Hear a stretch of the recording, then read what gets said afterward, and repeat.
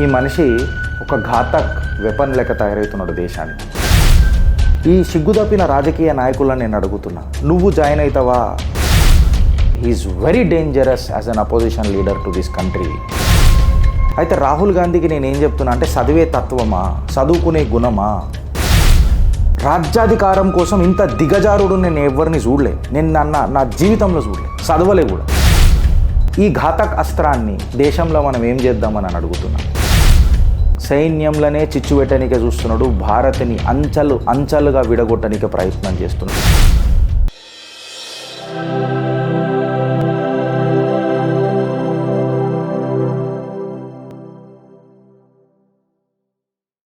ఇదేంది గిరీష్ భాయ్, అలా మన ఒక కొత్త ప్రేరణ మన సైనికుడిది పెట్టినావు, పక్కకు గాయన ఫోటో పెట్టినావు.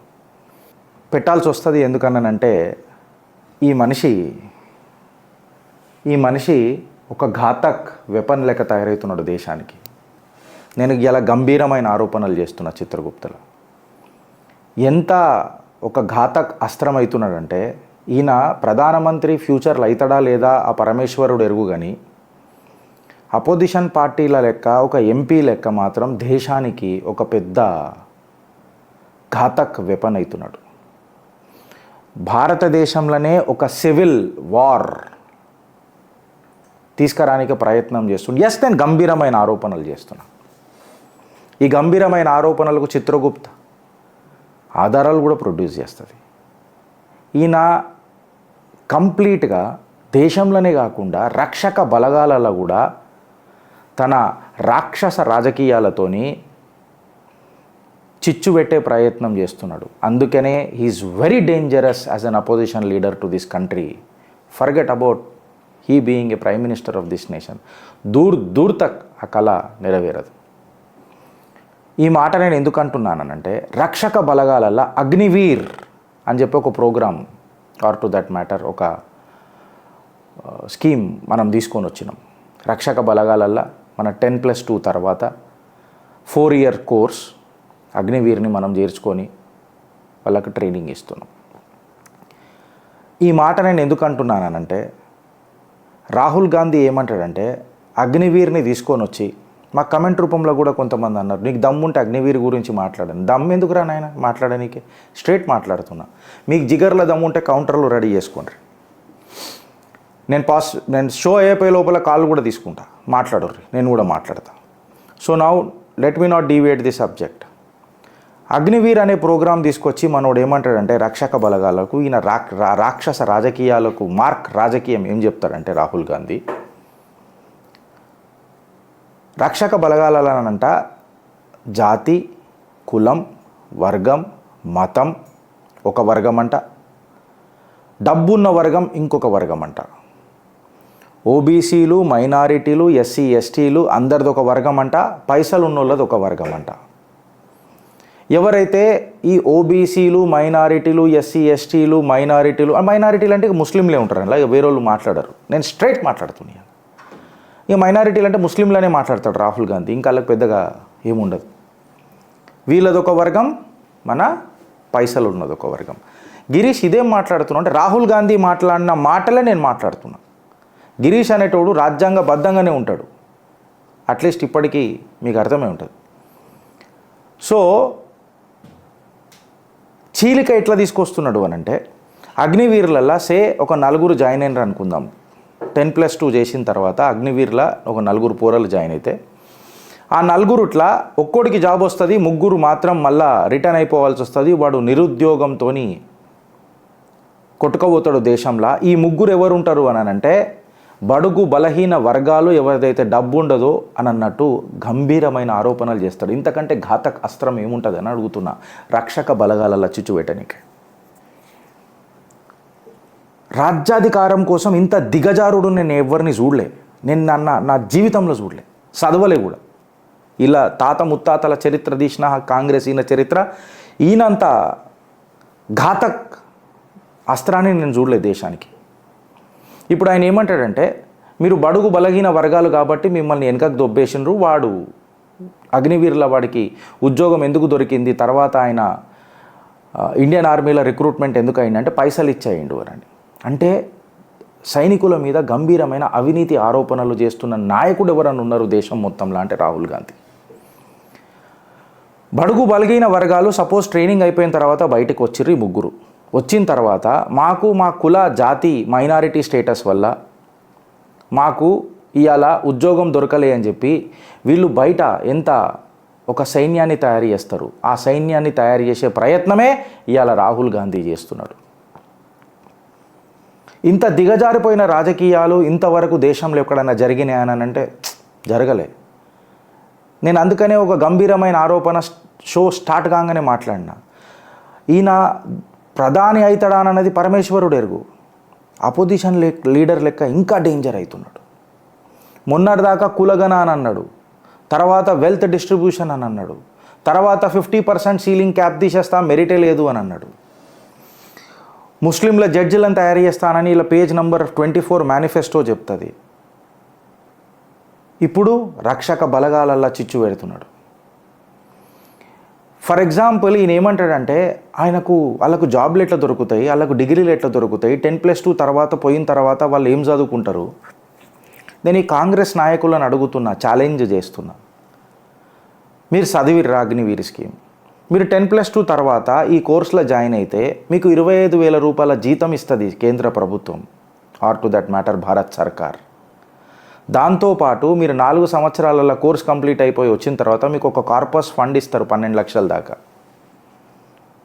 12 లక్షల corpus fund and monthly salary వచ్చేసి 25,000. ఈ పైసలది పక్కకు పెడితే దేశానికి సేవ చేసే ఒక అదృష్టం దొరుకుతుంది.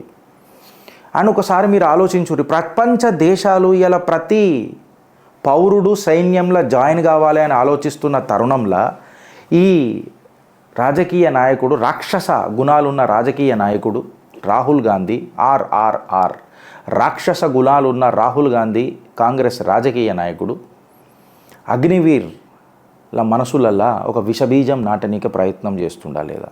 ఈ పైసల ముచ్చట మనం పక్కకు పెడితే ఫ్రెండ్స్, జీతం ఎంత ఇస్తున్నాం, దేశాని కోసం జీతం ఏందిరా భయ్, అది పక్కకు పెడితే అఫ్కోర్స్ అన్నం తినాలనంటే, కుటుంబాన్ని నడపాలనంటే, తల్లిదండ్రులను పోషించాలనంటే, మనకు అన్న తల్లిదండ్రులకు ఒక బువ్వకు ఒక జ్వరం వచ్చినప్పుడు ఒక గోలేయాలనంటే ఓ 4 పైసలు అవసరం.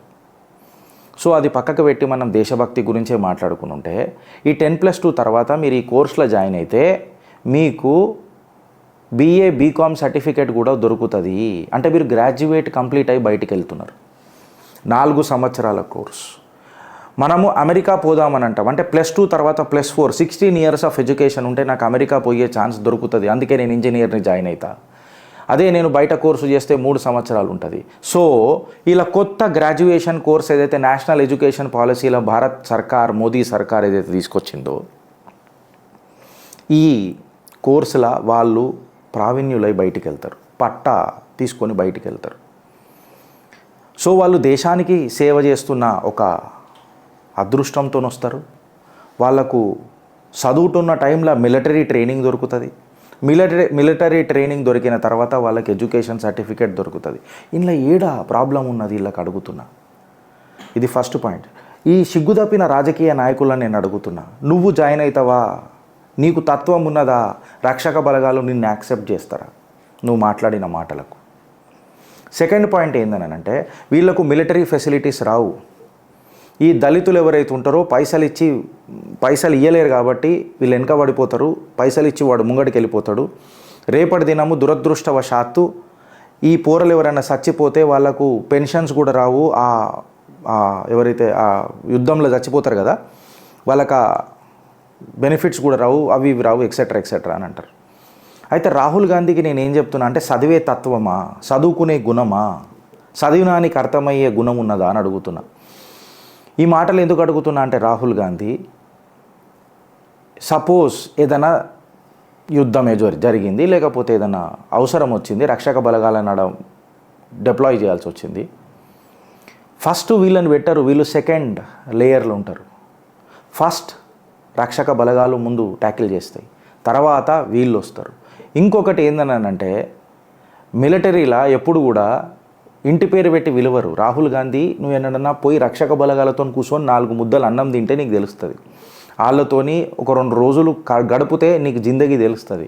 ఎంతసేపు రాజ్యాధికారం కోసము శామ్ పిత్రోదా గాన్ దగ్గరకు పోతావు, ఆఫ్ఘనిస్తాన్ పోయి బాబర్ ఖాన్ సమాధి దర్శనం చేసుకొని వస్తావు, దేశ విద్రోహ చర్యలతో శక్తులతో చేతులు కలుపుతావు.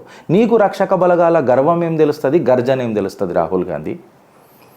దురదృష్టం ఏంది తెలుసా ఫ్రెండ్స్, ఈయనకు ఇలా సపోజ్ ఇప్పుడు నేను ఏదైనా మిలిటరీలో జాయిన్ అయితే నన్ను కెడెట్ గిరీష్ అని పిలుస్తారు, గిరీష్ దారామోని అని కూడా నా పేరు పెట్టి పిలువరు. ఫర్ ఎగ్జాంపుల్ ఇంకొకడు రామ్ అని ఉంటే కెడెట్ రామ్ అని పిలుస్తాడు, ఇంకొక ఆయన పేరు మొహమ్మద్ రహీం అని ఉంటే కెడెట్ రహీం అని పిలుస్తారు. ఇంటి పేరు అనేది పెట్టరు, సర్నేమ్ అనేది పెట్టరు. ఇక్కడ కులం మతం ఏం ఉండదు. రక్షక బలగాలల్లో కుల చిచ్చు మత చిచ్చు పెట్టే హీన చరిత్ర కాంగ్రెస్ హీన చరిత్ర. ఇప్పుడు చెప్పురి ఫ్రెండ్స్, రాహుల్ గాంధీ అనేటోడు మనకు ఘాతక కాదా దేశానికి? 4 సంవత్సరాలు నువ్వు పనిచేసిన తర్వాత డిగ్రీతో పాటు నువ్వు బయటకు వస్తున్నావు అని అంటే ఒక మిలిటరీలో పనిచేసిన వ్యక్తికి సిచ్యువేషన్ అనాలిసిస్ ఎంత ఉంటుంది చూడండి మీరు. నేను యుద్ధానికి పోతున్నా అని చెప్పి వాడు మనసు చిన్న వేసుకొని సూసైడ్ చేసుకుంటాడు అనుకున్నావా? ఆత్మధైర్యంతో ముంగడికి పోతాడు, ఆత్మ గౌరవంతో పోరాడతాడు. పోరాడే తత్వం మన పిల్లలకు ఏర్పడుతుంది. గిరీష్ ఇప్పుడు నువ్వు కింద నాకు కమెంట్లు వస్తాయి ఖచ్చితంగా, నువ్వు నీ పిల్లలకు చేస్తావనంటే ఆబ్వియస్లీ నేను ఆప్షన్ ముంగట పెడతా, ఆప్షన్ ముంగట ఖచ్చితంగా పెడతా. ఇవాళ రేపు పెద్ద చదువుకున్న చదువులు నా Pythagoras theorem nor integration by parts or to that matter my thermodynamics or kinematics or strength of materials have not taught me the situation analysis. నేను ఇలా మాట్లాడుతున్న మాటలు అవి నాకు నేర్పలే.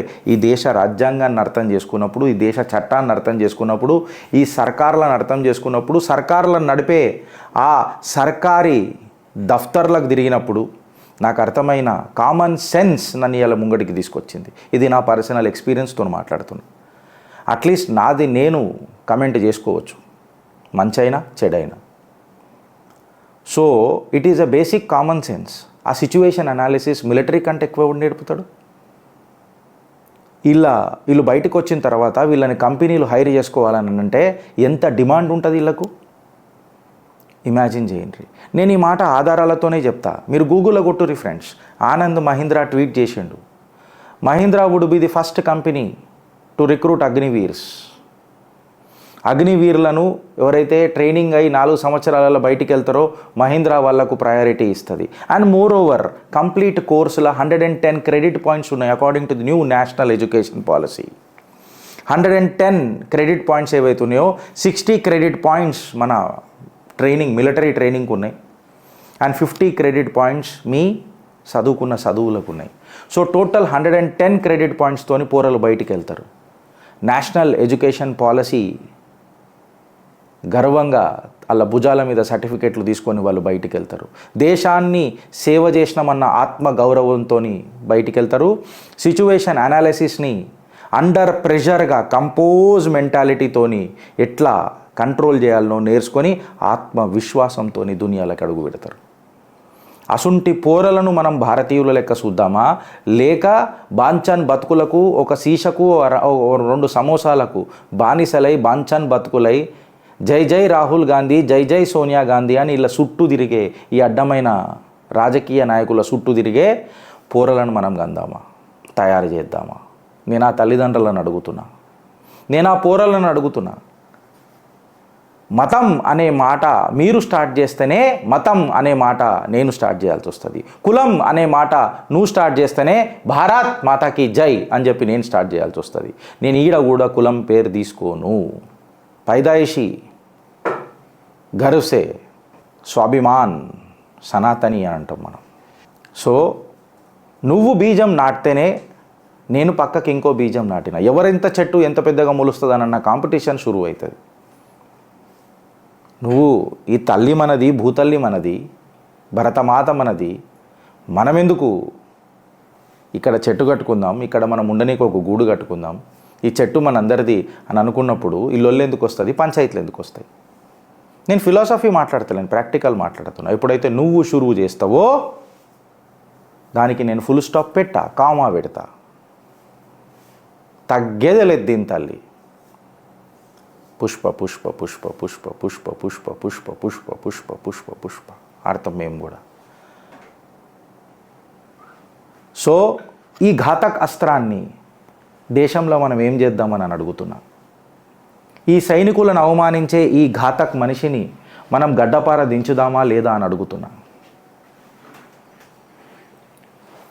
అగ్నివీర్ గురించి మాట్లాడినా, అగ్నివీర్ ప్రాజెక్ట్ గురించి మాట్లాడినా, అగ్నివీర్ ఏం చేస్తుందో మాట్లాడినా, ఈ పోరలకు ఏం లాభాలు చేకూరుస్తాయో మాట్లాడినా, ఇది వచ్చిన తర్వాత ఏ కంపెనీ లాంటి పెద్ద పెద్ద దిగ్గజ కంపెనీలు వీళ్ళని తీసుకుంటాయా లేదా మాట్లాడినా, కంప్లీట్గా చెప్పాలని అంటే ఒక మార్కెటింగ్ స్ట్రాటజీలో ఫ్రెండ్స్ ఫెబే అని అంటారు. Features, advantages, benefits and evidences. F అంటే ఫీచర్స్, ఏ అంటే అడ్వాంటేజెస్, బి అంటే బెనిఫిట్స్, ఈ అంటే ఎవిడెన్సెస్. సో నేను ఫీచరు చెప్పినా, దాని అడ్వాంటేజ్లు చెప్పినా, మీకు వచ్చే బెనిఫిట్లు చెప్పినా, అవి సాక్ష్యాలతో మీకు ముంగట పెడుతున్నా. పోయి మీరు అగ్నివీర్ స్కీమ్ కొట్టుర్రి, మొత్తం బయట పడతారు. So once again I'm telling you, ఈ మనిషి ప్రధానమంత్రి కాలేడు. కాకపోతే ఈయన ప్రతిపక్ష నేత లెక్క ఉన్నా దేశానికి చాలా చాలా చాలా ఘాతక్. సైన్యంలో చిచ్చు పెట్టనికే చూస్తున్నాడు. భారత్ని అంచెలుగా విడగొట్టనికే ప్రయత్నం చేస్తున్నాడు. ఇలా ఆలోచన గట్టనే ఉన్నదని చెప్పి నేను గంభీరమైన ఆరోపణలు చేస్తాను. నువ్వు సైన్యం దగ్గరికి ఎందుకు పోయినావు రాహుల్ గాంధీ? రాజకీయం చేస్తే చెయ్యి, నాయకులు అన్నాను, ఎత్తులకు ఇంకా ఎత్తుగడలే, ప్రజలను ప్రయోజకులను చేసే మాటలు మాట్లాడు, దేశాన్ని పరాక్రమవంతంగా ప్రపంచానికి పరిచయం చేసే మాటలు మాట్లాడు. నా మధ్యలో, నా దోస్తుల మధ్యలో, నా కుటుంబ సభ్యుల మధ్యలో, నా ఇంటి పక్కన ఉన్నోంతో చిచ్చు పెట్టనికే ప్రయత్నం చేయకు. దేశ సరిహద్దులు మార్చనికే అసలే ప్రయత్నం చేయకు. భారత్ మాతాకి జై. జై జవాన్, జై కిసాన్ అన్న గడ్డరా నాయన ఈ భారత భూమి.